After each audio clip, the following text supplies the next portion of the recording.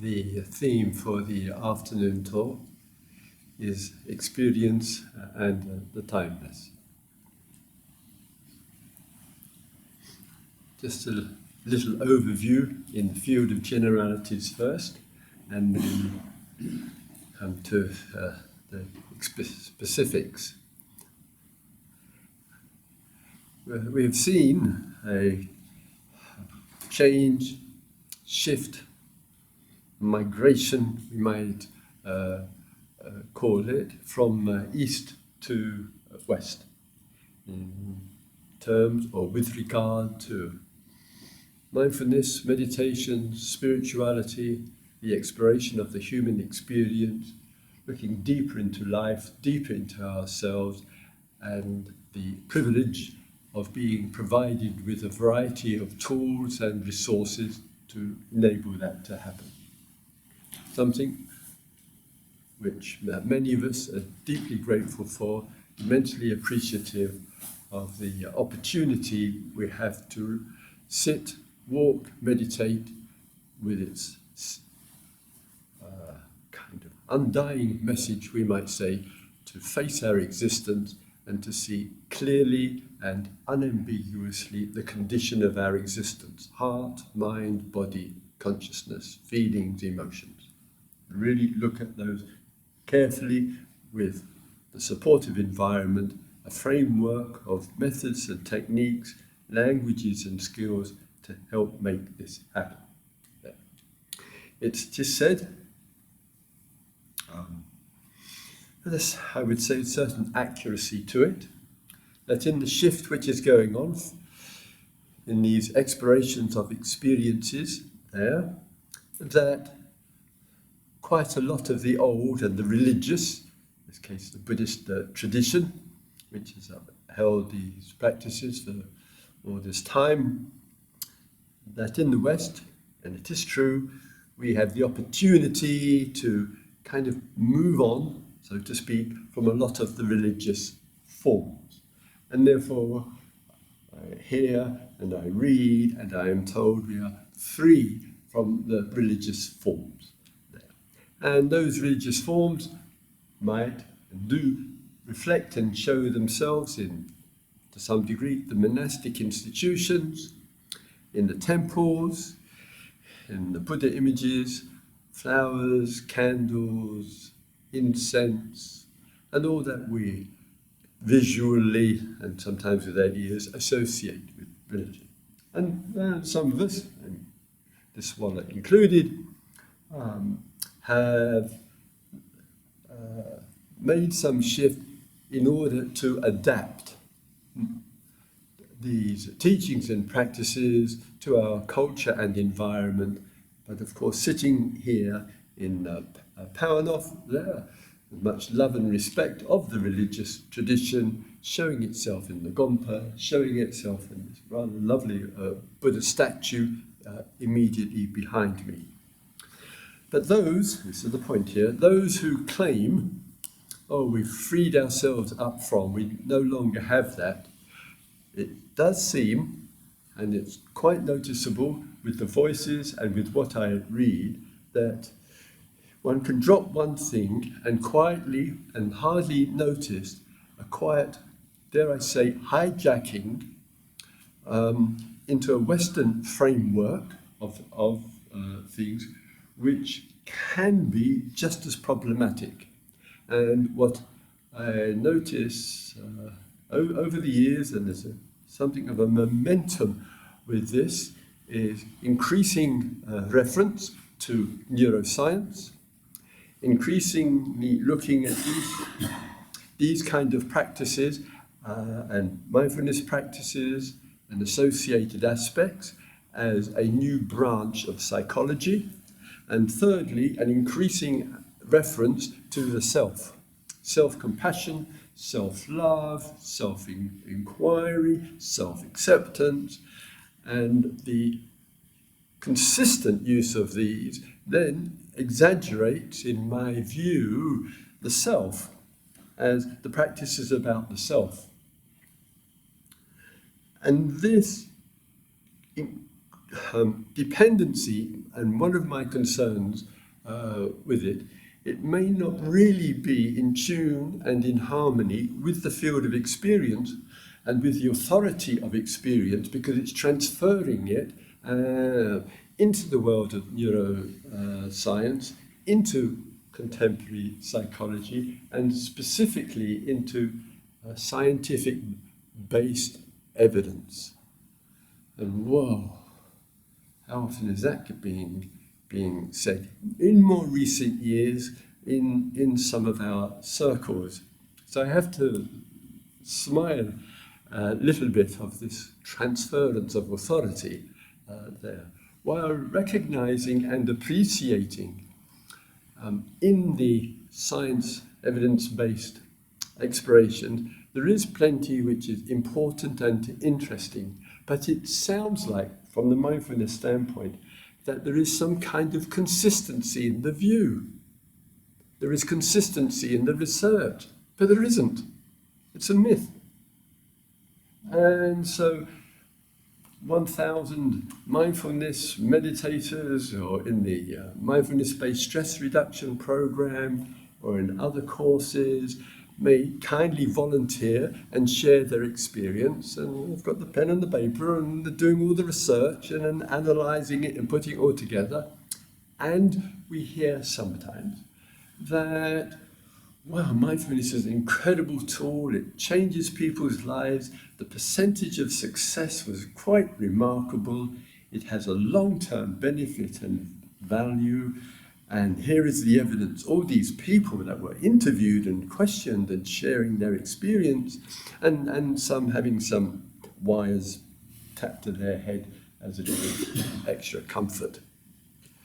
And then one hears, same evidence-based, thousands of people can be involved, in which it is said, oh, mindfulness practices and these forms there, they only last as long as the person is mindful, as long as the person is practicing on a regular basis. But then, after a period of time, she or he stops going to the course, and after a period, it all begins to fade, and the person finds they're actually back where they started.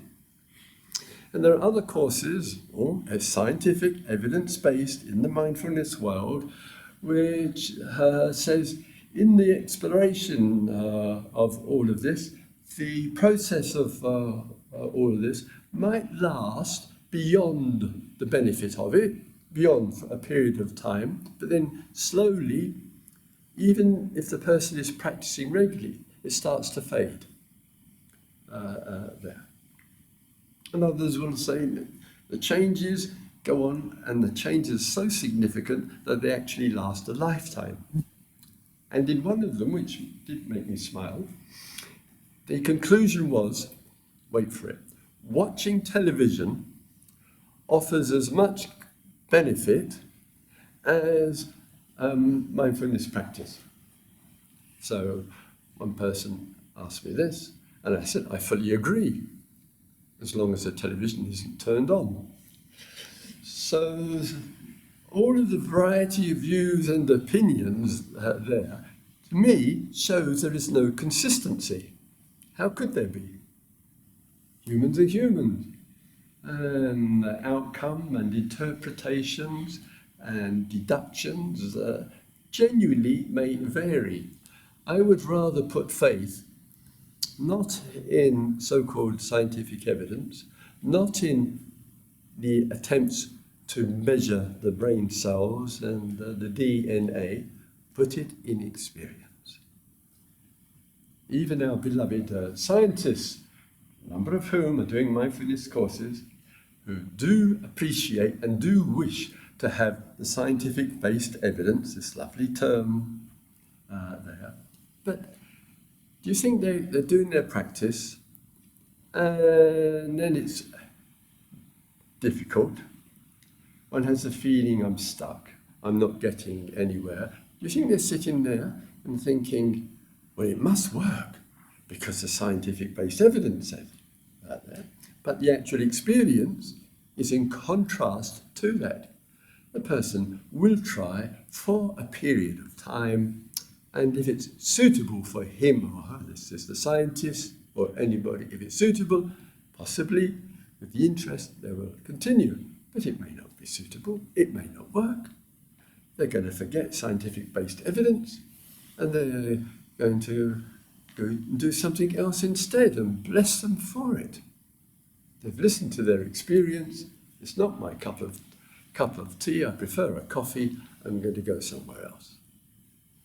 We must trust in the experience. We need the freedom of experience to be the quiet or authority, and to be just careful about too much externalizing of it.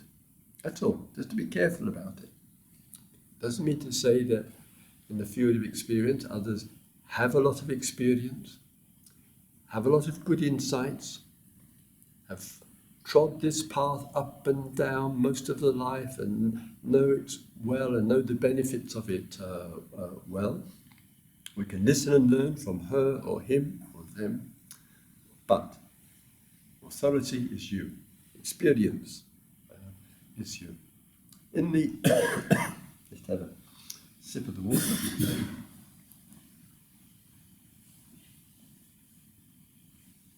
It's water out of the tap. It's remarkably clear and fresh. One of the benefits of living in the countryside, I would imagine. The Pali word for experience, rather nice word, pati samvedi, literally means that which comes together with a feeling. So the confirmation of an experience, we sit and meditate, we experience the body, we feel the sensations, we feel what's going on in our mind. Ula spoke to you today about feelings and emotions. There, sometimes the feelings are very, very quiet. Sometimes the feelings are such that we're not having access to them. And it certainly can dry up. They certainly can be denied, avoided, etc. One can make one's life, tragically, so busy that there isn't enough time to feel, and all of that puts that world of the feeling into the background. It's probably one of the biggest losses a human being can face, and all the social and personal global consequences of the inability to really feel this life. So the teachings give tremendous emphasis to experience, therefore tremendous emphasis to what we feel there. And this importance of the feeling is that aspect of experience which is worth listening to and connecting with. Quite often, in the relationship of so-called oneself to the other, much of the priority, pretty well most of it, but much of the priority in our field of existence is related to our experiences in the field of time. Therefore, our experiences relate to what we experienced in the past, what we are experiencing today, or in the here and now, we might say, and also what we might experience in the future. So look at your life, you say, what's my life about? What's going on with my life? And what is often of great importance for us is the relationship we have to life in the field of the three times, called the past, called the present, and called the future. These three areas of concern and exploration are so significant and important to us that we give so much authority, remember it's misplaced, we give so much authority to the past, present and future. We rely on it so much for our calm and clarity and more, that we invest which is a polite word for infect. We invest past, present, and future with an enormous sense of reality, an exaggerated reality. Rather than just a conventional one, it gets exaggerated. And therefore, peace of mind and our wisdom is then dependent upon the relationship to yesterday, or yesteryear, to the present, or to the future. And we may not have any other sense of life other than past, present, and future, and my relationship to it. It's a box. It could be that in the box, one aspect of it might get exaggerated considerably. Got to know yourself with this. So for some, the past will gain the momentum of significance. Not only for the meditator, but for scientists and many other circles as well. And what I mean by that, one says, looks at the present moment, the present situation, as we call it, and in the consideration to the present, a person may say, actually, it's just an outcome of the past. There is no kind of sustainable present moment, but all of these influences, inwardly, what's going on with us, outwardly, what's going on in the world, the force of that, the movement of that, the becoming of that, the evolution of that, these great forces are moving. We are on the receiving end of it, and therefore our past has an enormous influence on the present. It is the influence for some people. And again, the significance of that can grow if there has been, in the past, really important experience. Could be the trauma, the abuse, the violence, the terror, the horror, from babyhood to childhood to adulthood. And one understands just the person has intensity of feelings in the living present, in which the strength of those feelings, sometimes mirroring and reflecting us, understandably feeling very sorry for ourselves for what we've had to go through or endure, or what's been put upon us, or incredible errors of judgment we've made and the consequences, whatever it might be. And the identity which then emerges out of that could be the sense of feeling to be a victim, to be nothing more than a kind of product of what went before. And therefore the past gains an immense authority over our life. And we have a whole army and network of people doing magnificent work who are essentially giving support to others, men, women and children, to emerge with some peace of mind and some clarity and happiness out of this burden of the past because of what has happened. And it's really unfortunate. Then there are others who can exaggerate the present. One obvious example of it is in the spiritual circles, the absolute language, there is only the now, the past is a fiction, the future is just a thought in your mind, there's no reality to what was or what will be, there is only the now. This is another narrow, absolutist view, and the consequences of the identification, that view, that it puts one certainly in a dilemma, insofar as one is trying to do everything to be in the now, which is the equivalent of being a canary in a cage, by the way, and putting so much emphasis that when one's not in the now, then very, very easily one's both wanting to go, past and future. And with that kind of view, one is in the unenviable position of being in the so-called real, which is the now, and then being thrown out of it because the power, I shouldn't use the word power of now, but I will, the power of now doesn't have the power to hold our attention very long. So much for the power of now. So our turning the attention, I'm not referring to the book, those of you who are smiling in here, nearly though. So, but in the situation of emphasizing one thing and undermining something else. I'm not sure if human experience is like this. And sometimes we can look at the now, the so-called now, and for some, the meditator, a hardcore meditator, there can be depths of experience, or it can arise quite spontaneously at any age.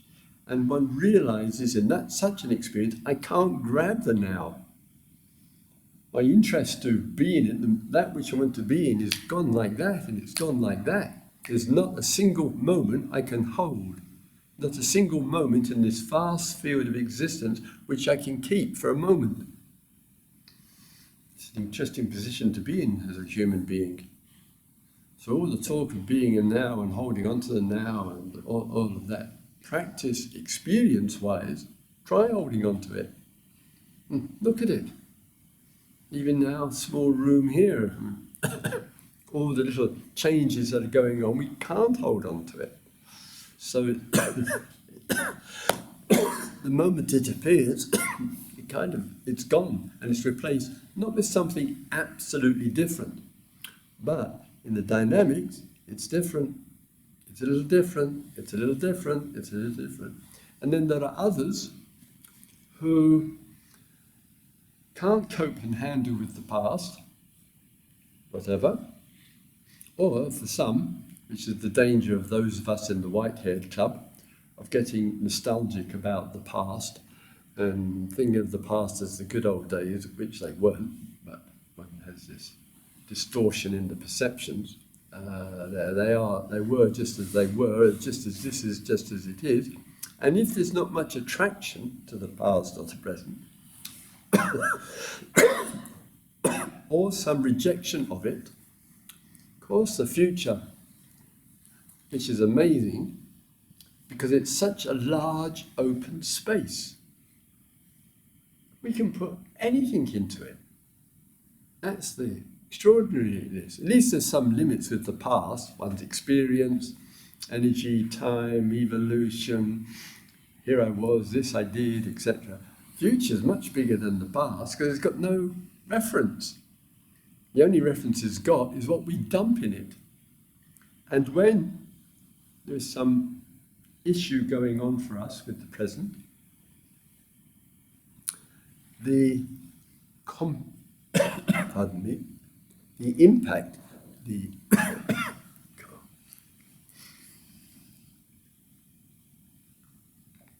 tomorrow, freedom from the voice. With the present and the impact of it, when it's a bit too much for us, watch the thought with this one in your daily life, we very easily can't cope with something in the present, whatever it might be, and then the future becomes more important, and there is an interpretation of the future. It's like this: how will I be? How will it be? And because it's such a vast space, it's quite possible for the imagination to be, this is important, to be under the feelings, to be under the influence of the feelings. And two of the common feelings around the future, one is positive, which is far less than positive, and the other is negative. And with the positive, it may show itself in this vast future space as hope. Hope. And with hope, my way of understanding it, it's a kind of positive feeling enters into the perception of the future that it will get better. But there may not be any evidence for it. Either with experience or, dare I say, scientific-based evidence of what the future will be in terms of the positive or the negative. And our disposition, that means the feeling, could be situation is going on in the present, global, social, personal, doesn't matter. It's a little bit hard to be with, humanly enough. And the feeling then, with the perception and the views, begin to exaggerate the importance of the future, and the unpleasant feeling could spark fear, worry, concern, doubts that it may all go wrong, or whatever. We don't know if it will all work out fine. We don't know if it will all go wrong. But we do know that quite often there is some issue in the past or the present, or the mind is simply wandering into its old habit, and we put a lot into the future. Future is best served when there is clarity, there is vision, there is inspiration, clear intention, and a direction which is really based to what is happening this day, this week, this month in one's life. It really needs the grounding of calm and clarity, and out of that, and sometimes some insights and discovery and application and drawing from the experience here to actually apply it into the future. And that has no hope nor fear in it. If there's hope, there's a vulnerability of disappointment. And if there is fear, it's a contraction, and it will inhibit a real energetic exploration. Sometimes, in the world of the time, I'll get to the timeless, hang in. Sometimes in the world of the time, if depends a little bit on the ages, a little bit, people in my generation will quite often say, I'm going to say, we'll say sometimes, God, as you get older, the time is going by so fast. So we've got the time called tick-tock, tick-tock, tick-tock, tick-tock, tick-tock. And that has a relevance for us, unfortunately. Gongs going off in the morning and much, much more. But the time also, which is really significant, is the general relationship to time. So years go by, and the view can arise, my goodness, it's 2019, it only seems like yesterday. It was the new millennium, or 2010. Gosh, we're near the end of October, the year's gone by just like that. And it's a common view. Then the nostalgia then starts to come in. It's rather tragic, really. And I remember the school holidays in the month of August when I was a child, and they seemed to stretch into eternity, those long holidays. And now a month or 6 weeks it goes by just like that. So the view of time, but there is no consistency to it. That's the thing, it's constantly being broken up with other experiences. Just recently, and this happens quite regularly on retreats as well. There's something going on in the body of the person. I'll tell you the personal one in a moment. And so the person is called in, perhaps, in to the doctor, to the hospital, to the clinic, to the doctor. She or he has to take certain kinds of tests for cancer. I think, if I remember rightly, approximately 1 in 2 to 1 in 3 people in the course of a lifetime will experience cancer. Levels are high, but given everything, it's hardly surprising. And so the person, she or he, goes for the tests, and then perhaps, depends where, you may have to wait a week or perhaps 2 weeks.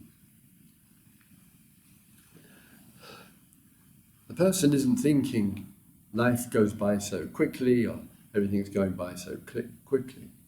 Whew.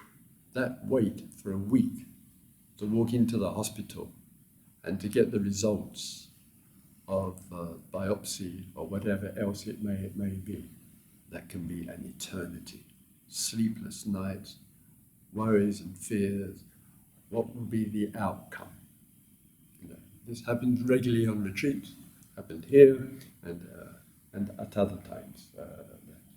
And sometimes some of us just feel blessed that we've got some practice in these areas to explore, to meditate on, to reflect upon, to take one day at a time, and to find a certain steadiness in the midst of change.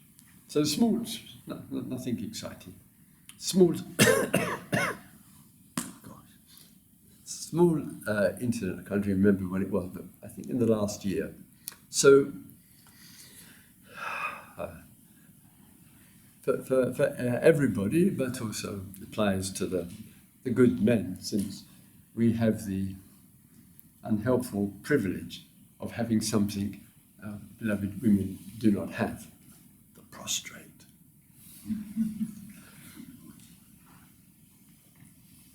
So we'll probably know this, and maybe in the future. There are signals that there's something wrong with the prostrate. One is pissing several times in the night. Another is taking a piss, and then 5 or 10 minutes later, or 50 minutes later, one needs another one. Another one can be, it never quite finishes. Dribbles, etc. Another one could be that there is some discomfort in taking a piss. These are signals for men of a certain age. So this started happening. Rather unfortunately, it started happening, last year, remember, in the rainforest in Australia. So it's not like you can just get out of bed and go to the toilet. The rainforest is the toilet. So I'm in the rainforest for a couple of weeks. 4 or 5 times a night.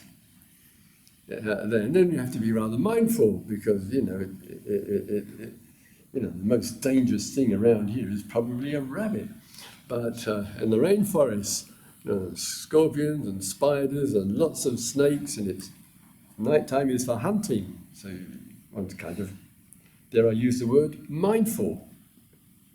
And so well, when I get back to England, I'll go and have the test. So I went back, reported to the doctor.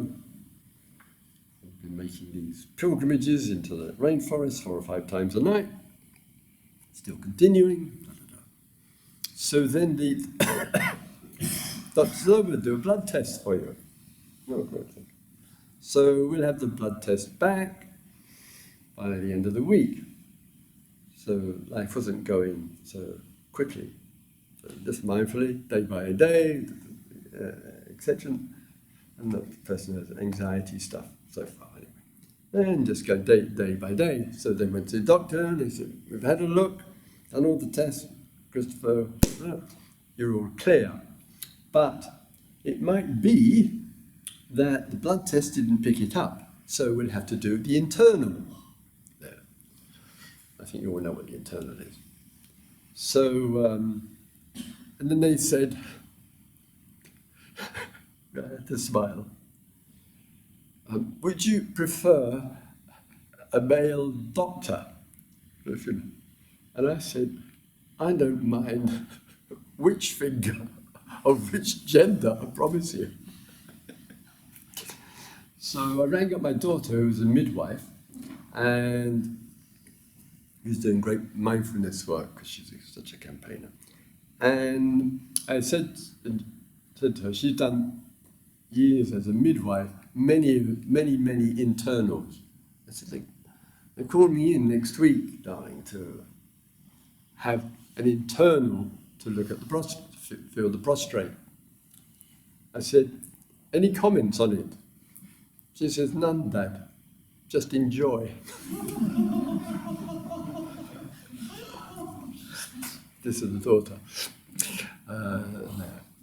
So the good nurse, she did the internal and said, no problem, Christopher, it's all smooth, just there's a slight swelling in the prostrate. That's the good. There's nothing else like that. Many men and women, young and old, are going through this kind of procedure every day. And precious people will only have so often either the loving, good, caring support of their family, if they are blessed, but simply may not have the practices and the resources to be able to handle very challenging and difficult situations. And for that, we certainly need mindfulness practice. We need meditations, we need reflections, we need the ability to be steady with what we feel, steady with what the thoughts are. And part of the practice is a certain kind of preparation, and it may well come to us at some point, and some points in our life where being steady with the event really matters. So there's this process, not bad. Here is this process which is going on. And at the beginning of the talk with you, I mentioned concern in a kind of, not worried concern or agitated concern, but concern, shall we say, with the giving too much reality. It has a reality, not being denied, too much reality to past, present and future. The indication of exaggerating it is called suffering. That's the exaggeration of the events, called past, called present, or called future. Given too much, then exaggeration. Greed, confusion, agitation, anxiety, desire, blame, reactivity, clinging and holding, all the rest of it. Could it be, is the question. I look at this experience of being human and recognize and acknowledge that in the experience, past, present, and future matter too. But I don't want to exaggerate it. I don't want to call it the absolute reality, the way things really are. Can we recall any memories, for example, in which the memory is, as an example, it's only one, there are hundreds, a memory of some sense of expansiveness, some sense of wonder, of something vast. That, of course, can take place in the meditation cushion, in retreats. Of course, it can take place out in the nature, in the jungle, in the top of the mountain, out in the open sea, in the desert, in the middle of the night, waking up. And there is something extraordinary, some sense of something vast. Comfortable with the religious language, the sense of God. And in that, it's not really about the present, the place, the so-called time, morning, noon, night. It's not about what was, nor about what might be, and nor about the kind of construction, the formation, which we call the present. And there is this remarkable capacity of human beings, conscious, and awake, and alive, to have an authentic, genuine sense of the timeless, and it's got nothing to do with imagination. It's not a projection, it's in the authenticity of experience, which can contribute to a sense there of putting our modest, and it's a very modest life, with time of past, present and future, into a perspective, because we know something much bigger than that. We've tasted it. Before we may have read about it, before we may have talked about it, or thought about it, or whatever. But sometimes those moments, not bound to what's happened, what did happen, is happening, in terms of what's around us, or might happen, those moments are genuinely precious. And they are important moments, just as the small drop of water has the same taste as a large, clear lake of water, fresh, clean water. The same taste there. And since it's not bound in time, then that which is to be realized and to be known is not bound to death, because death is bound to time. It's not bound to birth, because birth is bound to time. It's not bound to change, because change is bound to time. It's not dependent on time. Time doesn't obstruct.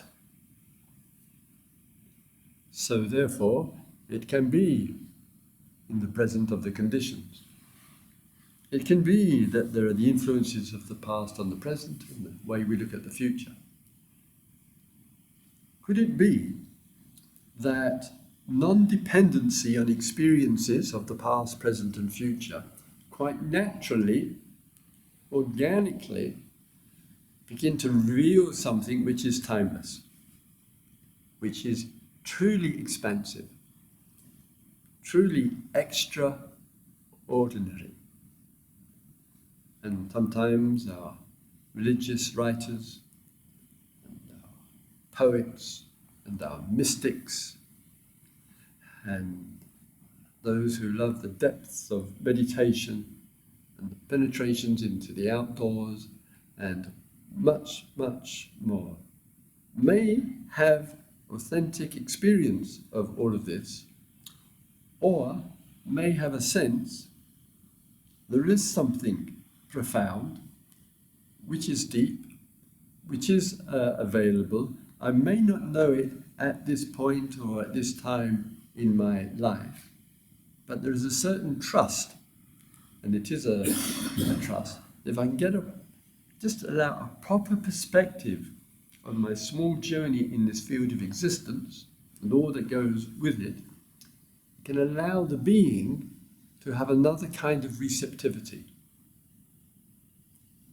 which can and will contribute to a healthier relationship with the living of our life, with what reveals itself to us in experiences. And that occasional experience at the top of the mountain, in the deep meditation, out in the nature, and many other expressions of it, that can be, and for some is, a situation where that sense of immense freedom is actually in the norm of daily life. The perspective on the everyday, with all the respect and sensitivity and care, but it's lost its ability, either with the past or the present, to generate suffering or very, very little in one's life. And the sense of that which is much bigger than this small field that we are in is in the rather normal ways of being. We are very, very close to that which is truly extraordinary. And if we have had some small taste of it, that small taste, like the taste of the water, can lead to a much larger taste. It's worth staying with, worth exploring, worth making a quiet commitment to, and it doesn't require from us any withdrawal from the world. The world is not a problem. Let's have a quiet minute together, shall we, please?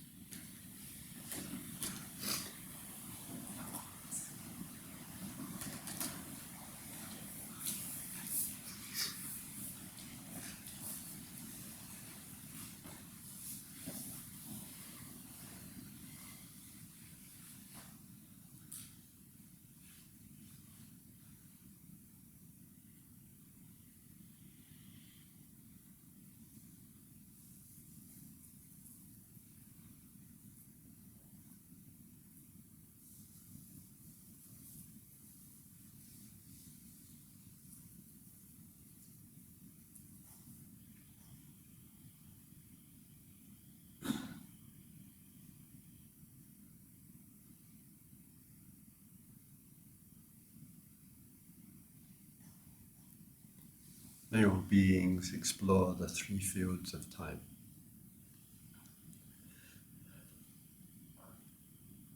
May all beings find a balanced perspective in the fields of experience.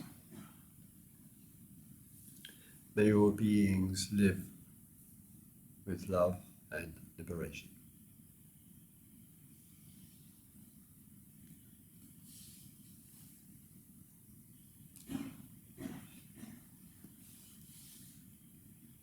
Thank you for lending an ear. Time is just coming up to 4:45, around 45 minutes further sitting or walking, standing, and then some one-to-ones with Ula and myself. And then 5:30, no need to tell you what happens at that time. And I may just at this time just take a couple of minutes for the good support of Dharma and much more. So in the context of the retreat situations here, to speak to some 5 minutes on this, some of you know well, there's a lovely precious principle which Pauenhof and Wardhouse was just teaching, and other centres come, in which there's a real heartfelt wish, as much as possible, to make the teachings and practices as available to as many people as possible.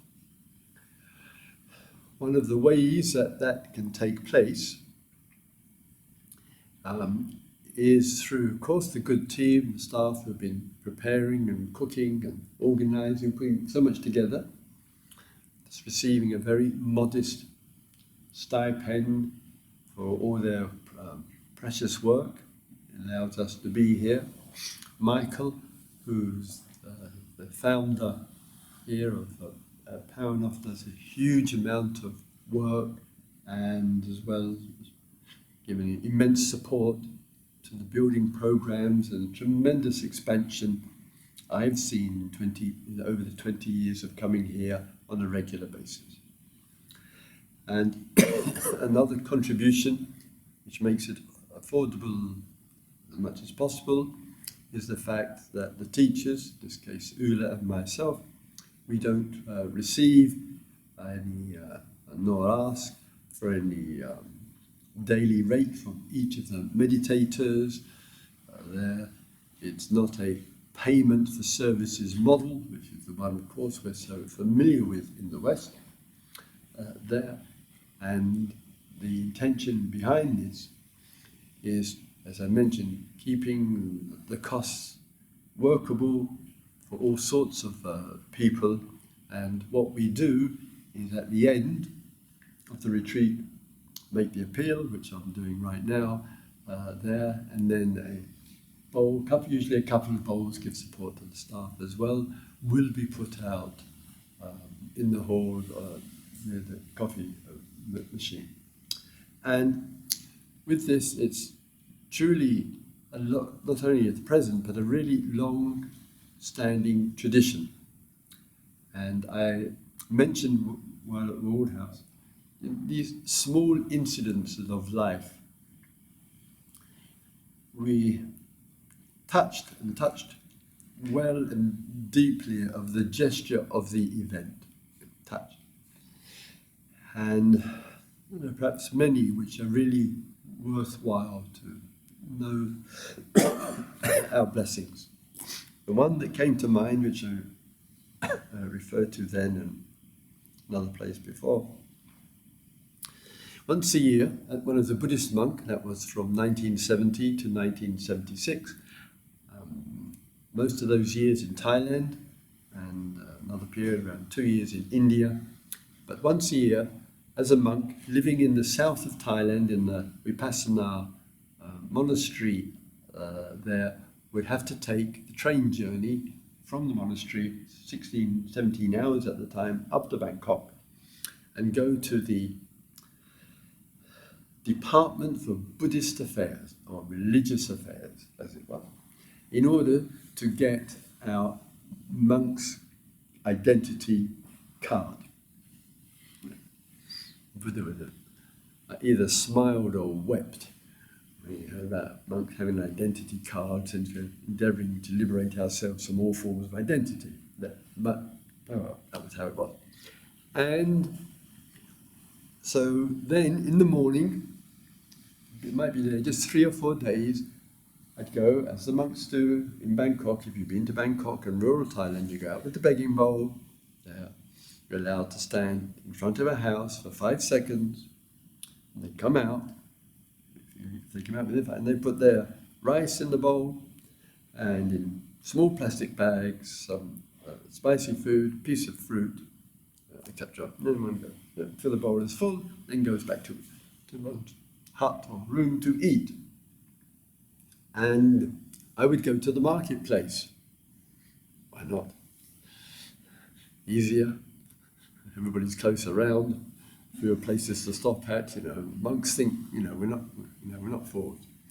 So, so I would stand out and go in the market and just stand at the stall, and the lovely sweetheart type would just come and put the food in when the bowl was filled up. And one of the very poor market, one of the people spoke a little English.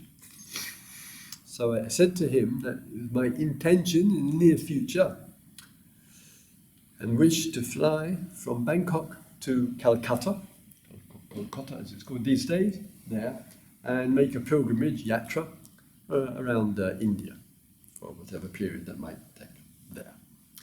And I came back next day, and then a couple of days later, the same ritual, standing with the bowl there. He dropped into the bowl an envelope with money in it. It's a poor market people. It's a large market, but still poor market people. Well, I thanked him, etc. And I went back to the monastery and opened up the envelope. It was the cost of the airfare from Bangkok to Calcutta. Just beautiful. Just beautiful. It's this, the kindnesses and the generosities in many, many ways, east and west, in many, many areas of this. It's the Dharma, D-A-N-A. It's the act of the gift. It's the generosity. It's saying, we wish to give support to this. That's how it is. And with us, Ulla living near Reutlingen, near Stuttgart.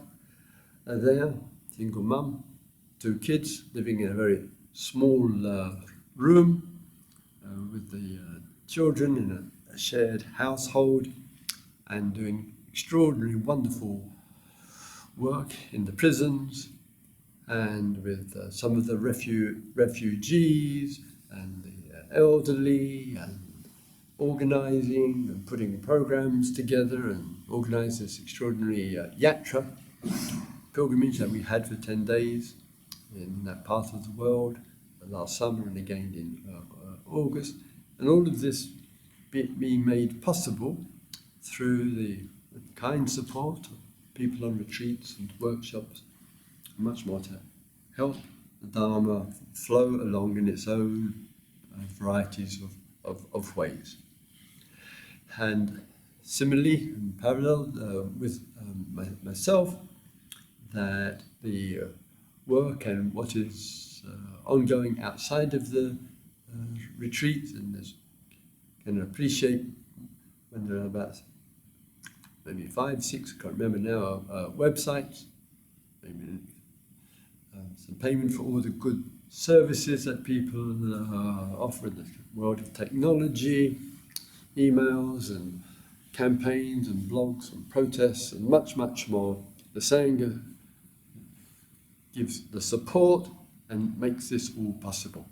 Your kindness, which enables that, and also my daughter, single mum with 4 lovely Anglo-Caribbean kids who are just remarkable, and putting on this huge program of mindfulness support service, and just starting the last few months to get this underway there. So much is taking place, and through that we, day by day, week by week, flow on with the teachings and practices and the service to others. So a big thank you, and all being well, it should be a bowl out for the lovely staff who are our guardian angels while we are here. We do so much support before we arrive, while we're here, and then all. You can imagine all the tidying up, the cleaning, the washing of the clothes, and much afterwards. So any support that you can give also is very, very much appreciated. Great. All right, enough. So time now is around 5-ish, and those who have some time to see Ulla and myself will be over there in a couple of minutes. Thank you, thank you, thank you.